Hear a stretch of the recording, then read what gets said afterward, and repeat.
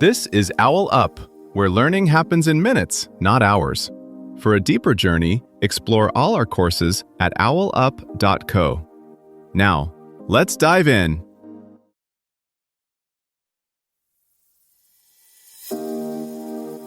Welcome to Chapter 1 of our series, Reinventing Your Design Self, a Journey to Personal Transformation. In today's episode, titled Opening Up, Recognizing the Need for Change, we'll explore how to spot those telltale signs of creative stagnation that can hold us back. So, if you've been feeling a little stuck in your creative flow, let's dive in and discover how to break free. Right now, about half the world's employees are quietly checked out at work, yet most would swear they're fine. You're shipping projects, hitting deadlines, and still, something feels dulled. This episode is about that invisible moment when fine quietly becomes stuck. Maybe you've noticed it in small ways. Your go-to design trick shows up in every project, your Figma files are starting to look like cousins, and feedback sounds less like interesting and more like solid, thanks. Nothing's wrong, exactly, but nothing's really stretching either. What's happening here isn't laziness or lack of talent. It's your brain doing its efficiency job a little too well. Once it learns a pattern that works, it starts auto-completing your creative process, quietly turning bold decisions into default choices. Over time, that efficiency can sand down your curiosity without you ever deciding to play it safe. In this episode, we'll treat that subtle flattening as data. You'll learn how to spot early signals of creative stagnation in your body, your calendar, and your files before your work or your confidence take the hit. So instead of asking, "Am I burned out?" we'll ask a sharper question. Where exactly have I stopped being surprised by my own work? That shift matters because stagnation rarely hits everything at once. It hides in specific pockets, certain clients, a recurring deliverable, the part of the process you can do half awake. In the next few minutes, we'll zoom in on 3 layers of evidence: what your day actually looks like, the patterns buried in your recent projects, and the tiny frictions you've been unconsciously working around. Each layer gives you a different, concrete signal that it's time to adjust course. Start by zooming out from how you feel and look at what you're producing. One simple lens: novelty. Over your last 5 to 10 projects, how many times did you genuinely try something you weren't sure would work? Not a tiny tweak to a button style, but a move that made you slightly nervous to present. If you're honest, and that number is close to 0, you're not just being consistent, you might be running on creative autopilot. Neuroscience gives a clue why that matters. Your brain's reward system spikes when it encounters something new, then rapidly flattens with repetition. After a handful of similar passes at the same kind of brief, the internal "this is interesting" signal fades, even if the external feedback is positive. When that happens, shipping on time can mask the fact that your own curiosity has quietly left the room. A second lens: motivation source. Scan your recent projects and ask, why did I push on this? If the answer is mostly deadlines, client pressure, or fear of looking unprepared, you're leaning heavily on extrinsic fuel. Intrinsic motivation, being pulled forward by interest or challenge, tends to show up as staying a bit longer because you're onto something, not until you've covered yourself. A sustained shift away from that internal pull is a reliable early warning sign. Third lens: skill trajectory. Look at your craft like a version history, not a portfolio. In the last 6 to 12 months, where can you point to a clear upgrade, an interaction pattern you can now design faster and deeper, a research method you actually integrated, a motion language you couldn't have pulled off a year ago? If your skills feel more spread sideways than pushed upward, you may be orbiting what you already know instead of expanding it. Teams offer another mirror. Who do you collaborate with, and how often? Long-running stable groups are comfortable, but data from design firms shows that periodically changing who's in the room injects fresh perspectives and increases the odds of non-obvious ideas. If your feedback circle hasn't changed in ages, you're likely hearing the same mental models reflected back. All of this points to a simple but uncomfortable truth. you can be performing well and still be slowly narrowing the range of what you're capable of. The goal isn't to chase novelty for its own sake. It's to notice when your work has stopped surprising even you, and treat that not as failure, but as a clear signal that it's time to adjust your inputs before your output goes flat. Think about designers you admire whose work keeps evolving. Often, their calendars tell a different story than yours. Side projects that have nothing to do with their day job, recurring sessions where they dissect other people's products, and collaborations that look slightly out of their league. Those aren't random. They're deliberate ways of keeping their inputs ahead of their outputs. Take IDEO's habit of rotating team members.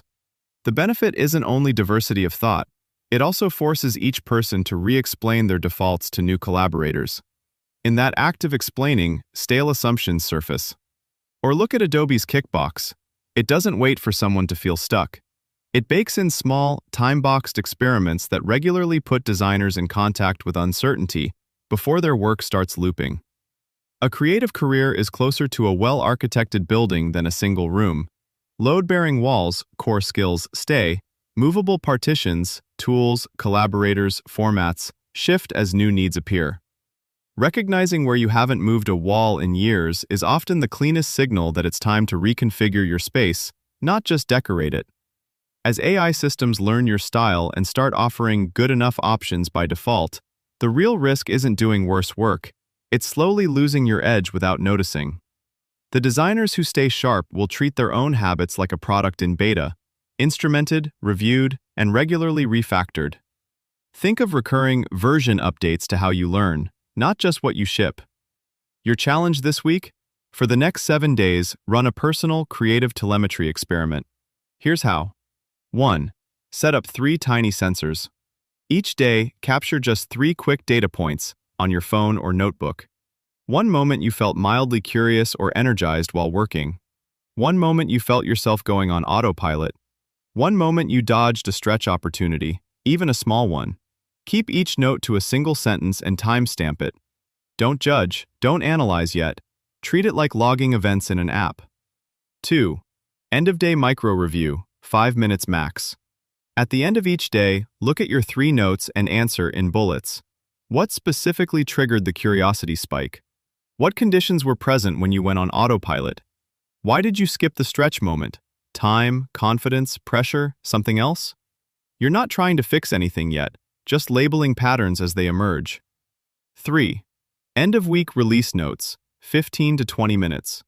After 7 days, scan all your logs and write a 1-page v1.0 Creative OS release notes with 3 sections. Known bugs.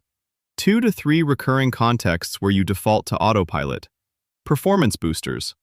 2 to 3 environments, times of day, or collaborators that show up near curiosity spikes. Deferred features. 2 to 3 stretch moves you consistently avoid, certain tools, types of problems, or stakeholders. The point is to see your week like a system trace, not a mood diary. 4. Choose one micropatch for next week. From your known bugs and deferred features, pick one tiny behavior to flip next week. For example, when you notice autopilot during routine production work, spend 10 minutes trying a different approach before reverting to default. When a stretch task appears, presenting, exploring a new tool, joining a different kind of meeting, say yes once instead of maybe later. Frame it as a limited experiment, not a personality overhaul. 5. Set a 14-day checkpoint. Book a 15-minute meeting with yourself 2 weeks from now titled Creative Telemetry Checkpoint. Bring your logs and ask, did my week feel the same, even though some behaviors changed? Did any outputs or reactions from others shift, even slightly? What's one new metric I want to track about my work next? For example, number of ideas I killed too early, number of times I asked for outside input. By the end of this experiment, you're not aiming to feel wildly more inspired. The goal is to install a lightweight, early detection system so that as tools and expectations accelerate, you can see your creative trajectory with enough clarity to steer, before invisible ruts harden into your new normal. Seeing this as an experiment, not a verdict, is what keeps you movable. Instead of waiting for a crisis, you're installing low-key status lights on your process, like a dashboard in a car, not a fire alarm.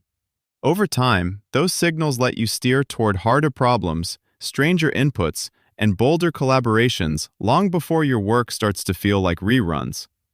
Here's your challenge this week.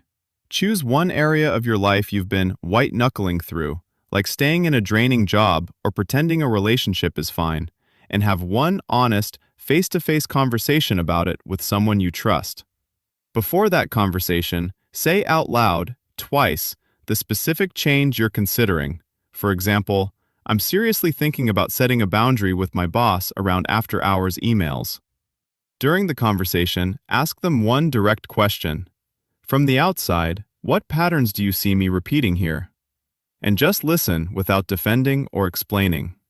By the end of the week, send that person a short follow-up message telling them one concrete step you've decided to take based on what you heard. This was OwlUp, your daily step forward. To keep learning with structured courses and more insights, go to owlup.co. Until tomorrow!